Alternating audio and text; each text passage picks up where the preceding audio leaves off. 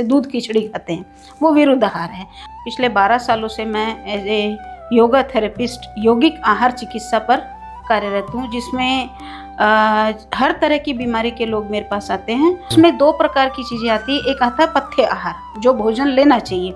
एक आता है अपथ्य आहार, विरुद्ध भोजन। क्योंकि पता ही नहीं है विरुद्ध है कि नहीं है, तो थोड़ा इसके बारे में थोड़ा बताइए कि कौन कौन से आहार एक दूसरे के विरुद्ध है और नहीं करने चाहिए। इसके अलावा लगभग सभी तरह के पेशेंट्स को मैं लेती हूँ, जिसमें विद्यार्थी आ गए, बच्चे आ गए, प्रेग्नेंट वुमन है, आफ्टर डिलीवरी, इसके अलावा जो कॉरपोरेट सेक्टर के लोग हैं, गृहिणी हैं, महिलाएं हैं। ऐसी समस्याएं जो वो नहीं बता पाते हैं, जैसे मानसिक तनाव की बहुत सारी समस्या आती है। 35 डेज में 75% उनको रिजल्ट मिल गया था, और धीरे धीरे आज उनकी ये कंडीशन है कि वो आराम से चल फिर सकती हैं, घर में झाड़ू पोछा लगा सकती हैं, अपने नाती पोतों के साथ वो गार्डन में जाके खेल रही हैं। उसकी पूरी दिनचर्या आप उसको चार्ट बना देते हैं। हाँ जी। तो ये मेरा आखिरी क्वेश्चन यही है कि जो आप जो चार्ट बनाती है उसमें क्या क्या चीज़ें वैसे इन जनरल इंक्लूड होती है।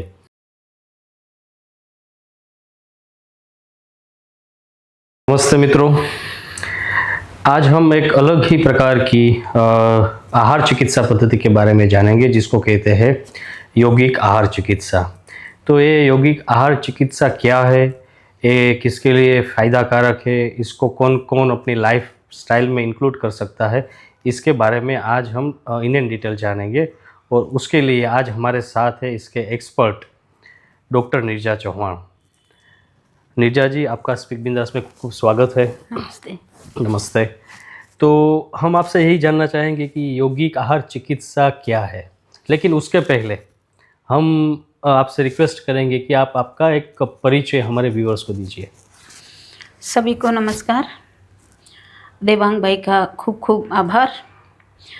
यौगिक आहार चिकित्सा से पहले मैं ये बता दूं कि मैंने पीएचडी किया है प्रेक्षा ध्यान जीवन विज्ञान और योग में, जन विश्व भारती लाडनू राजस्थान से।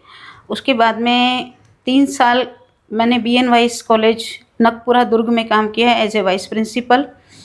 उसके बाद में राजकोट में 2005 से लेकर 2013 तक 8 साल तक एज ए योगाचार्य और योगा थेरेपिस्ट काम किया है। 2013 से लेकर अब तक पिछले 12 सालों से मैं एज ए योगा थेरेपिस्ट यौगिक आहार चिकित्सा पर कार्यरत हूँ, जिसमें हर तरह की बीमारी के लोग मेरे पास आते हैं, और उनको आहार के द्वारा, योग में जो आहार दिया जाता है या योग की जो प्राचीन पद्धतियां हैं, उसको आज के समय के साथ मिलाकर उनकी चिकित्सा प्रणाली के साथ जोड़कर यौगिक आहार चिकित्सा पर काम कर रही हूँ। जी बिल्कुल नीरजा जी, तो हम ये जानना चाहते हैं कि ये यौगिक आहार चिकित्सा, इसमें योग का उल्लेख है और आहार का उल्लेख है, तो इसमें क्या क्या होता है। ये आहार चिकित्सा है वो समझ में आता है, लेकिन यौगिक आहार चिकित्सा क्या है वो आप थोड़ा बताइए हमें। आज का वर्तमान समय देवांग भाई ऐसा है जिसमें हर व्यक्ति तनाव में जी रहा है, आर्थिक दौड़ में जी रहा है, और जीवन की भागम भाग में जी रहा है। संतान, स्वयं का जीवन, और अपने माता पिता, अपना समाज, अपना सामाजिक दायरा, और उससे भी बड़ी जो समस्या आ रही है वो आ रही है स्वास्थ्य को लेकर, खुद के स्वास्थ्य को लेकर। खुद के स्वास्थ्य को ठीक करने के लिए आज का जो समय है वो एकदम से प्राचीन पद्धति पर हम नहीं जा सकते। योग का ऐसा मानना है कि वर्तमान में हम जी सकते हैं, तो वर्तमान जीवन शैली के तहत यौगिक आहार अर्थात जो चिकित्सा, जो चीज़ें हमें लेनी चाहिए अथवा नहीं लेनी चाहिए, उसमें 2 प्रकार की चीज़ें आती है। एक आता है पथ्य आहार, जो भोजन लेना चाहिए। एक आता है अपथ्य आहार, विरुद्ध भोजन, ऑपोजिट डाइट, वो ज़्यादा जरूरी होती है। पथ्य आहार में 2 चीज़ें आती है, एक होता है शुद्ध शाकाहारी और दूसरा होता है मांसाहारी, जिसको त्याग माना गया है, जिसको भक्षण, मांसाहार भक्षण माना गया, उसको नहीं लिया जाता ये। और इसके अलावा उसमें जो नशे की चीज़ें हैं वो चीज़ें नहीं ली जाती। शाकाहार में आज के समय में अगर हम देखें तो सबसे बड़ा कारण बनता है, वो बनता है व्यक्ति का रोजगार, यानी वो विद्यार्थी है अथवा वो किसी भी फील्ड में है, किसी भी कंडीशन पर वो अपनी अर्थव्यवस्था के लिए भाग दौड़ कर रहा है, अथवा वो गृहिणी हैं, महिलाएं हैं, अथवा वो ऐसी ड्यूटी में हैं जहाँ पर वो अपने पूरी 24 घंटे को सेक्रीफाइस कर रहा है, जैसे डिफेंस है, पुलिस है, या सिक्योरिटी फोर्सेस है, ऐसे लोग भी हैं। और उससे भी ज़्यादा वो लोग हैं जो मजदूरी करते हैं, जिनका मजदूरी का काम है। तो उस चीज़ को ध्यान में रखते हुए साथ में उनका बजट, उनका जो आर्थिक आय है, उनकी जो सैलरी इनकम है, मंथली इनकम है, मासिक आय है, उसको ध्यान में रखते हुए उसका पूरा डिटेल लेकर उसका मेडिकल प्रोफाइल चेक करके उसको आहार के द्वारा उसके रोजगार समय, उसकी आर्थिक स्थिति के साथ और उसके पारिवारिक दायित्व के साथ उसको प्रतिदिन का आहार जो दिया जाता है वो मेरे यौगिक आहार में आता है, क्योंकि वर्तमान योग वर्तमान को मानता है।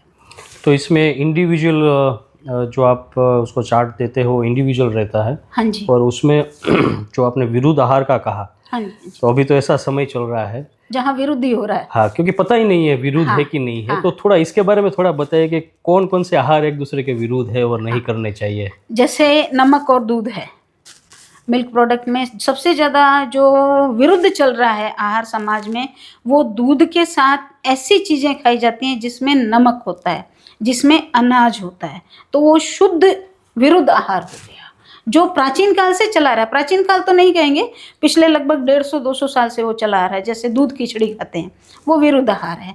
जैसे मूली के साथ आप दही खा रहे हो, वो विरुद्ध आहार है। जैसे आप सुबह नाश्ता चाय के साथ ले रहे हो, चाय के साथ आप पराठा लेते हो, या चाय के साथ आप कोई भी ऐसा भोजन लेते हो, वो विरुद्ध आहार है। चाहे चाय लो, कॉफ़ी लो, ऐसी चीज़ें लो। जैसे दूध में फल डाल के, जो खट्टे फल डाल के खाए जाते हैं, वो विरुद्ध आहार में आ जाते हैं। जी, अच्छा, तो ये तो हमने थोड़ा डिस्कस कर लिया कि भाई ये आहार चिकित्सा है। तो मैं ये जानना चाहता हूँ कि ये आहार चिकित्सा है, तो मतलब पेशेंट्स की बात आती है। हाँ जी। तो कौन कौन से रोग में ये चिकित्सा जो है वो फायदाकारक हो सकती है? पिछले 12 सालों का जो मेरा अनुभव रहा है, उसमें लगभग 4th स्टेज का कैंसर मैं नहीं लेती।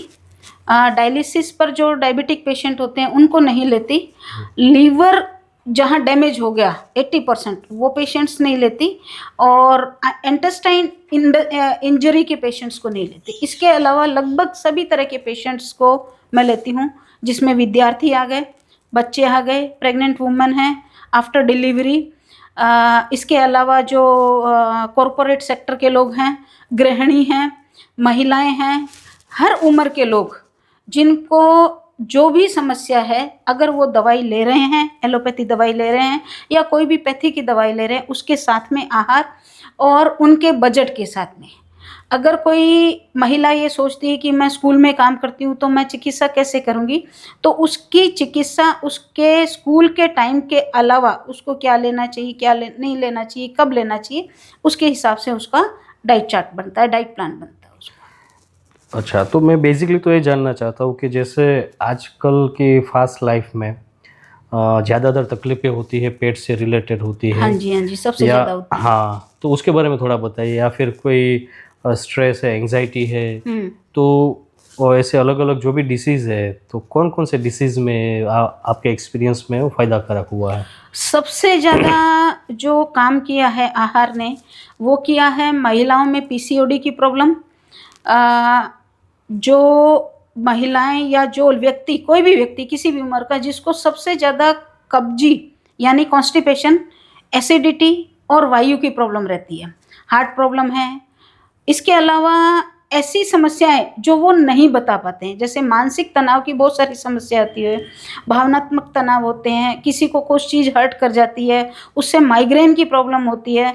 बहुत सारे ऐसे कारण बनते हैं जिसका लेबोरेटरी में कोई प्रूफ नहीं आता, वो ऐसी समस्याएं। और इसके अलावा जो भी रोगी है उसका फाइल देकर, जैसे कोलेस्ट्रॉल है, उसकी मानसिक स्थिति के साथ उसका शारीरिक श्रम कैसा है, उन सब समस्याओं को लेकर भागदौड़ वाली ज़िंदगी में सबसे ज़्यादा समस्याएं आजकल आ रही है युवा पीढ़ी को। जो यंग जनरेशन है उनको सबसे ज़्यादा समस्या इसलिए आ रही है कि उनका जो जीवन है वो गति पकड़ रहा है, कहीं भी उनको शांति नहीं है। वो हर तरीके से आगे बढ़ना चाहते हैं, स्वास्थ्य को लेकर, मानसिक शांति को लेकर, रिलेशनशिप को लेकर, माता पिता को लेकर, आर्थिक स्थिति को लेकर, मकान को लेकर, हर चीज़ में वो आगे बढ़ना चाहते हैं। तो उस समय उनको जो समस्याएं और तनाव झेलना पड़ता है, उसकी वजह से उनको ऐसी ऐसी समस्याएं युवा पीढ़ी को आ रही हैं, जिसमें उनको स्किन डिजीज़ आ रही है, हेयर फॉल हो रहा है, उनका जो मानसिक स्तर है, उनकी जो सोच है, उसमें गिरावट आती जा रही है, वो नशे के आदी होते जा रहे हैं। छोटी उम्र में उनको बीपी की समस्या आ रही है। बहुत ज़्यादा पानी नहीं पीने की वजह से उनको आंतों की समस्याएं आ रही हैं। और इसके अलावा उनके जीवन का जो भावनात्मक तनाव है, जो इमोशनल स्ट्रेस है, उसको वो कंट्रोल नहीं कर पा रहे हैं। उसकी वजह से बहुत सारी बीमारियां उनको जकड़ लेती हैं। इसके अलावा जो प्रौढ़ अवस्था की महिलाएं और पुरुष हैं, उनमें मेनोपॉज की जो समस्या आती है, pre menopause, post menopause, menopause condition में, मेनोपॉज कंडीशन में सबसे ज़्यादा उनको घुटनों की प्रॉब्लम, हड्डियों की प्रॉब्लम, संधिवात, जिसमें सबसे ज़्यादा जो समस्या आ रही है, वो आ रही है जो थायराइड है और जो सर्वाइकल स्पॉन्डिलाइटिस है, साइटिका है। ये सबसे ज़्यादा इन समस्याओं से घिरी हुई महिलाएं और पुरुष, जिनकी उम्र 40 से लेकर 65 वर्ष तक की है, वो जो लोग हैं, वो जब समस्याओं से घिरते हैं तो उनको ये समझ में नहीं आता कि वो क्या खाएं, कैसे खाएं, कितनी दवाएं लें, क्या क्या करें, विटामिन डी कहाँ से लें, विटामिन B12 कहाँ से लें, मैग्नीशियम, पोटेशियम कहाँ से लें। 55 साल की एक बहन मेरे पास आई और उनको घुटनों की इतनी तकलीफ़ थी कि उनसे चला नहीं जा रहा था। तकरीबन 35 डेज़ का मैंने उनको यौगिक आहार दिया। 35 डेज़ के बाद वो रिपोर्ट निकलवा के आई तो लगभग उनको 35 डेज़ में 75%, 75% उनको रिज़ल्ट मिल गया था। और धीरे धीरे आज उनकी ये कंडीशन है कि वो आराम से चल फिर सकती हैं, घर में झाड़ू पोछा लगा सकती हैं, अपने नाती पोतों के साथ वो गार्डन में जाके खेल रही हैं, फुटबॉल खेल रही हैं, उनके साथ बैट बॉल खेल रही हैं, उनके साथ बैडमिंटन खेल रही हैं। ये एक छोटा सा एग्जाम्पल है। एक एग्जाम्पल अभी रिसेंटली आया था कि एक बहन 36 साल की, उनके बाउल एरिया और उनके गर्भाशय के बीच में गांठ बनी हुई थी और गर्भाशय में एक ट्यूमर हो गया था, जिसका ऑपरेशन करवाना बोला गया था। तो 36 साल की वो बहन जब रिपोर्ट लेकर मेरे पास आई, बहुत रो रही थी और बहुत उनको तकलीफ़ थी। उनको मैंने सबसे पहले 18 दिन का डाइट चार्ट दिया, उसके बाद में 21 दिन का डाइट चार्ट दिया और उसके बाद में मैंने उनको 30 दिन का डाइट चार्ट दिया। 30 दिन, वो ये 3 डाइट चार्ट लेने के बाद जब उन्होंने रिपोर्ट निकलवाई तो वो रिपोर्ट में उनको 80% रिज़ल्ट मिल गया था।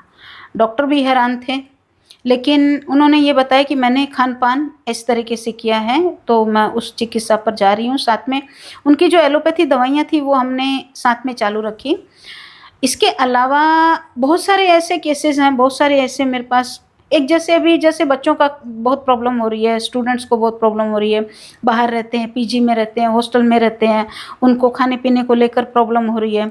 एक बच्ची 20 साल की बच्ची जो बाहर पीजी में रह रही थी, उसको बहुत सारी समस्याएं आ रही थी, जिसका रिपोर्ट में कुछ नहीं आ रहा था। उसको उसके हिसाब से, उसके स्टडी के हिसाब से वहाँ खान पान कैसा है और वो अपने साथ में क्या ले जा सकती है, क्या ले सकती है। जैसे हमारे रसोई के साधारण मसाले होते हैं, जैसे हम सौंफ ले लें, इलायची ले लें, ये जो साधारण मसाले होते हैं, इनसे हम कैसे अपनी दिनचर्या को परिवर्तित कर सकते हैं। तो उस बच्ची का जो 4 साल से उसको समस्या हो रही थी, वो तकरीबन उसने 4 महीने तक लगातार यौगिक आहार को कंटिन्यू रखा, जिसकी वजह से वो आज काफ़ी स्वस्थ है और वो अभी भी अपने आहार को नियमित रूप से कर रही है, साथ में अपनी शिक्षा भी ले रही है। जी बिल्कुल निजा जी, तो इसमें हम एक बात तो मैंने ये समझी कि भाई एलोपैथिक जो दवाई चालू है वो तो चालू ही रहेगी, इसके साथ लाइफस्टाइल आप उसमें ऐड होगी, हो सकता है। और दूसरा जो आप जो कह रहे हैं वो इन अ वे नेचुरोपैथी से मिलता जुलता है कि उसकी पूरी दिनचर्या आप उसको चार्ट बना देते हैं। हाँ जी। तो ये मेरा आखिरी क्वेश्चन यही है कि जो आप जो चार्ट बनाती है उसमें क्या क्या चीज़ें वैसे इन जनरल इंक्लूड होती है?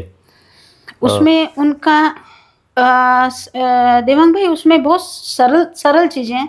हम उठते कब हैं और सोते कब हैं, 2 चीज़ें। जी।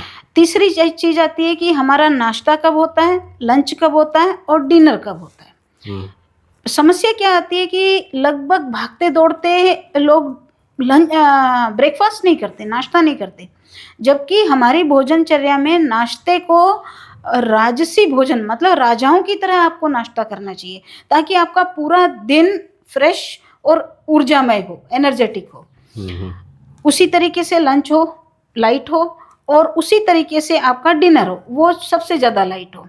अब इसमें इंक्लूड क्या करना होता है, इंक्लूड करना होता है जिसमें हमें पोषक तत्व मिलते हैं।